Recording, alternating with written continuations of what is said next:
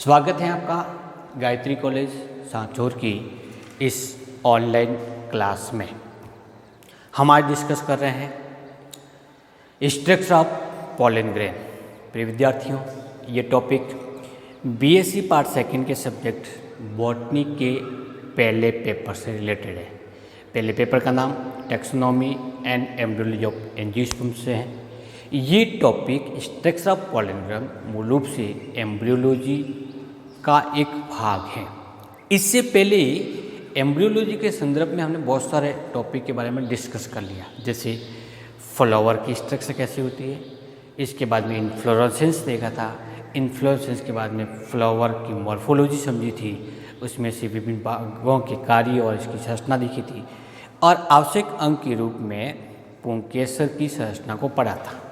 इस पुंकेसर की संरचना के अंदर परागकोश की अनुप्रस्थ काट, परागकोश की संरचना, उसमें निर्मित होने वाले लघु बीजाणु जनन होता है। जैसा कि हम जानते हैं कि माइक्रोस्पोर एंजियम में पाई जाने वाली माइक्रोस्पोर मदर सेल मियोसिस के द्वारा डिवाइड होकर के पॉलन टेट्राइड का निर्माण करती है, जिसमें कुल 4 अगुणित कोशिकाएं समूह के रूप में पाई जाती है। उसको हम पॉलन टेट्राइड कहते हैं।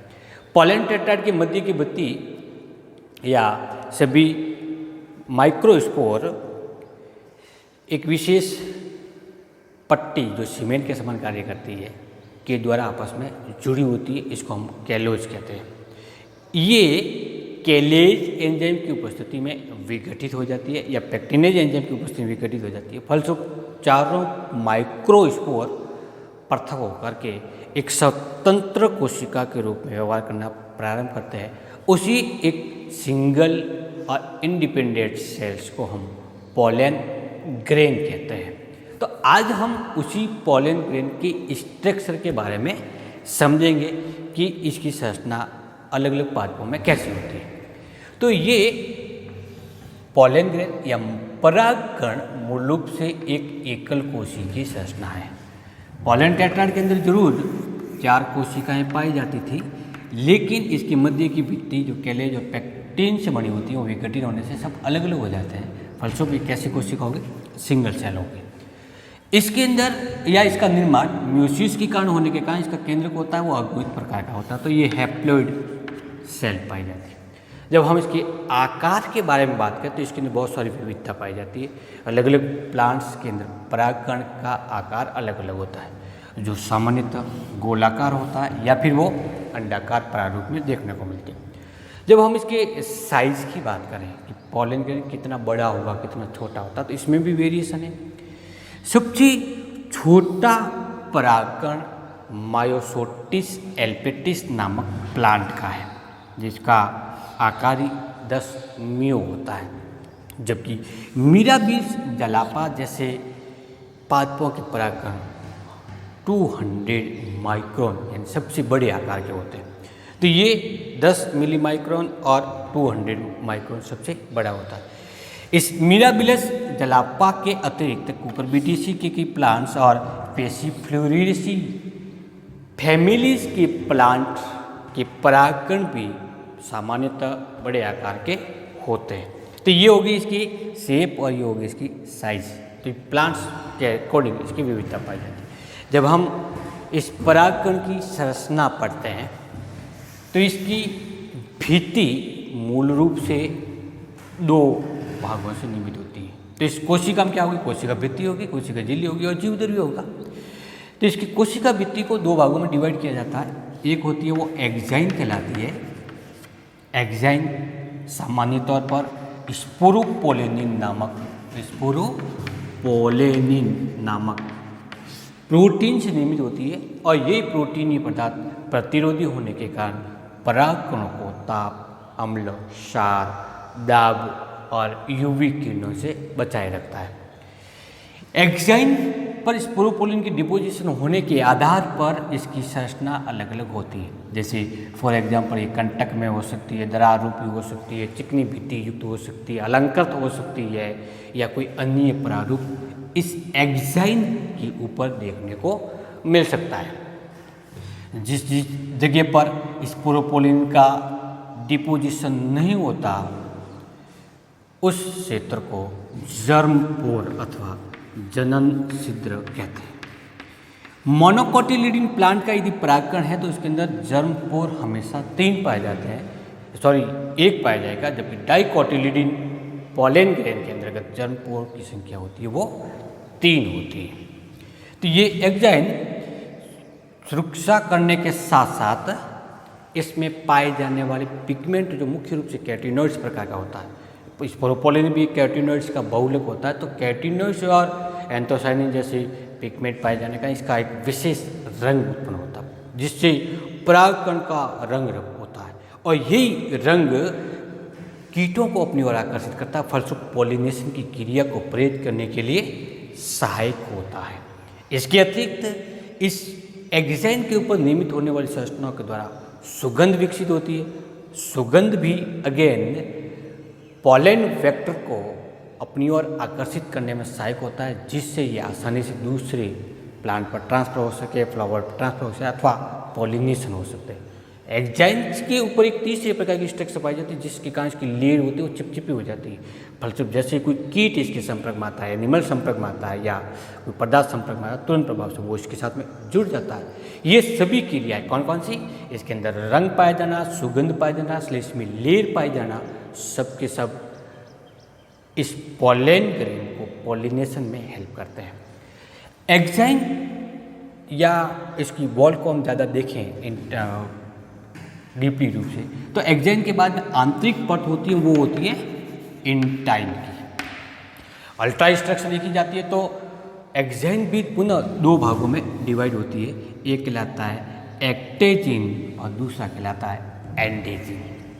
ये केवल और केवल बाह्य भित्ति की बात है, बाह्य भी परागचोल या बाह्यचोल और अंतःचोल की।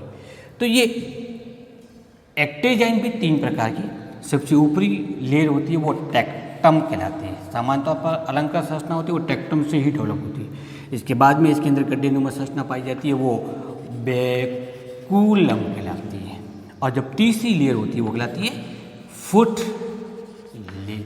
तो ये तीनों लेयर मिलकर के एक्टेजाइन का निर्माण करती है, जबकि एक्टेजाइन के जस्ट अंदर की ओर जो लेयर होती है वो एंडेजाइन कहलाती है। एक्टेजाइन और एंडेजाइन दोनों मिलकर के एग्जाइन का निर्माण करता है। अब बात करते हैं इसके आंतरिक सतह पर पाई जाने वाली लेयर का। इस लेयर को इंटाइन नाम दिया जाता है। क्या कहेंगे इसको? इंटाइन। इसका मतलब इंटाइन और एग्जाइन दोनों मिलकर के पॉलन वॉल का निर्माण करते हैं। इंटाइन मुख्य रूप से पैक्टिन और सेल्यूलोज से निर्मित होती है। इसके कारण ये पूर्ण रूप से पारगम्य, पतली और लचीली परत के रूप में विद्यमान होती है। इंटाइन पर किसी भी प्रकार के आकर्षक या सुगंधित या अलंकार संरचनाएं नहीं पाए जाने का ये चिकनी भित्ति युक्त परत के रूप में होती है। इस प्रकार से किसी भी परागकण की भित्ति एग्जाइन और इंटाइन से मिलके बनी होती है। परागकण में पाई जाने वाली अलंकार संरचना, सुगंधित पदार्थ, श्लेष्म पदार्थ हमेशा एग्जाइन से ही या एग्जाइन पर ही डेवलप होते हैं। जैसे एग्जाइन क्या कार्य करता है? सुरक्षा प्रदान करने का कार्य करता है, पॉलिनेशन में हेल्प करता है। तो इंटाइन क्या करेगी? इंटाइन इस जर्म पोल से अंकुरन के दौरान बाहर निकल कर नलिकीय संरचना का निर्माण करता है, जिसको हम पॉलन ट्यूब कहते हैं। अर्थात इंटाइन पॉलन ट्यूब का निर्माण करने का कार्य करती है। अब बात करते हैं इसकी जीव द्रव्य की। इस जीव द्रव्य में छोटी छोटी वैक्यूल्स पाई जाती है, छोटी होती है, फिर वो अंकुरन के दौरान बड़ी हो जाती है। इसके अंदर एक एन प्रकार का न्यूक्लियस पाया जाता है। इसमें बहुत सारे राइबोसोम, प्रोटीनीय भाग, लिपिड ड्रॉपलेट जैसी स्ट्रक्चर जीव द्रव्य के अंदर विद्यमान होती है। इन सभी पदार्थों के कारण जिसका जीव द्रव्य होता है वो सघन प्रारूप का होता है। रिक्तिका छोटी होने के कारण प्रारंभिक समय में केंद्रक इस परागकण के केंद्र में ही रहता है, लेकिन जैसे इसमें अंकुरन की प्रक्रिया प्रारंभ हो जाती है, रिक्तिका का निर्माण हो जाने के कारण केंद्रक सामान्य तौर पर एक सिरे की ओर ट्रांसफर हो जाता है। जब इसमें अंकुरण की प्रक्रिया होगी उस स्थिति में एक्साइन है वो टूट जाती है और टूटने के बाद में इसमें से इंटाइन है वो परागनलिका के रूप में बाहर निकलती है। अब कुछ सामान्य बातों के बारे में बात कर लेते हैं। परागकण इम्पोर्टेंट चीज़ है, एक स्ट्रक्चर है जिसके कारण पॉलिनेशन होता है, सेक्सुअल रिप्रोडक्शन की प्रक्रिया प्लांट के अंदर प्रारंभ होती है। लेकिन फिर भी इस एक्साइन के अंदर पाए जाने वाला स्पोरोपोलिन, कौन सा? स्पोरोपोलिन या अन्य घटक जिनमें ऊर्जावर्धक पदार्थों की अधिकता होती है, इसीलिए इस पॉलन से प्राप्त होने वाले प्रोडक्ट जो ऊर्जावर्धक के रूप में काम आते हैं उनको पॉलन प्रोडक्ट के नाम से जानते हैं। ये पॉलन प्रोडक्ट क्या करेंगे? बॉडी की एनर्जी को डेवलप करते हैं, बढ़ाने का कार्य करता है। पहला भाग, ये प्रोडक्ट इसके सिरप के रूप में अथवा टैबलेट के रूप में मार्केट में इजीली अवेलेबल होता है। किस नाम से होगा? पॉलन प्रोडक्ट के नाम से। दूसरा इसका इकोनॉमिक्स इंपॉर्टेंट ये कि स्पोरोपोलिन मूल रूप से प्रोटीनीय प्रकृति के पदार्थ है जो श्लेष्मा के साथ, ना कि श्लेष्मा के साथ में क्रिया करने के बाद में एलर्जी उत्पन्न करते हैं और उस एलर्जी को हे फीवर के नाम से जानते हैं। क्या उत्पन्न हुई? एलर्जी। कई ऐसे प्लांट हैं जिनके परागकण हे फीवर को उत्पन्न या एलर्जी उत्पन्न करने का कार्य करता है, जैसे चटक चांदनी है, कांग्रेस कार्स है, पार्थेनियम है, लैंटाना कैमेरा है, जैसे कई प्लांट है। वो सब इन प्लांट के परागकण मुख्य रूप से एलर्जी सबसे अधिक उत्पन्न करते हैं। होता कैसे ये? इसकी बाह्य तौल पे पाए जाने वाले प्रोटीन श्लेष्मा के साथ में क्रिया करती है, फलस्वरूप श्लेष्मा के अंतर्गत एंटीबॉडी डेवलप होना प्रारंभ हो जाती है। फलस्वरूप शरीर उसको विजातीय पदार्थ समझकर उसको बाहर निकालने की कोशिश करता है, जिसके कारण छींके आना, चेहरे पर लाल चकत्ते उत्पन्न होना या हल्का बुखार आना, नाक से आंखों से लगातार पानी आने की प्रक्रिया होती है। तो इसको हे फीवर या एलर्जी कहते हैं। ये एलर्जी मुख्य रूप से परागकण के कारण होता है, इसीलिए उसको पॉलन एलर्जी अथवा पराग एलर्जी के नाम से इसको जानते हैं। कई बार एग्जाम्स के अंदर प्रश्न पूछा जाता है कि कोई व्यक्ति मॉर्निंग के समय गार्डन में घूमने जाता है और अचानक उसको जोर जोर से छींके आना प्रारंभ हो जाती है, मितली होना प्रारंभ होती है या शरीर पर लाल स्पॉट उत्पन्न होना प्रारंभ होता है। आपके विचार से ऐसा क्यों होगा? तो ऐसा क्यों होगा? इसका एक ही आंसर है कि मॉर्निंग के समय जब परागकोश परिस्फुटित होते हैं उस समय परागकण वातावरण में बिखरते हैं। क्योंकि इस व्यक्ति को परागकणों से एलर्जी थी, एलर्जी होती है, इसलिए ये लक्षण उस व्यक्ति के अंतर्गत आते हैं। तो इसे बचाव का क्या उपाय है? एकमात्र उपाय है कि वो व्यक्ति उस क्षेत्र जहाँ पे परागकण की संख्या अधिक होती है उस क्षेत्र में नहीं जाए। तो प्रिय विद्यार्थियों, आज का हमारा एक छोटा सा टॉपिक था स्ट्रक्चर ऑफ पॉलन ग्रेन की। नेक्स्ट लेक्चर के अंदर हम डिस्कस करेंगे कि ये पॉलन ग्रेन अंकुरित होकर के किस प्रकार से नर युग्मोद्भिद और नर युग्मकों का निर्माण करता है।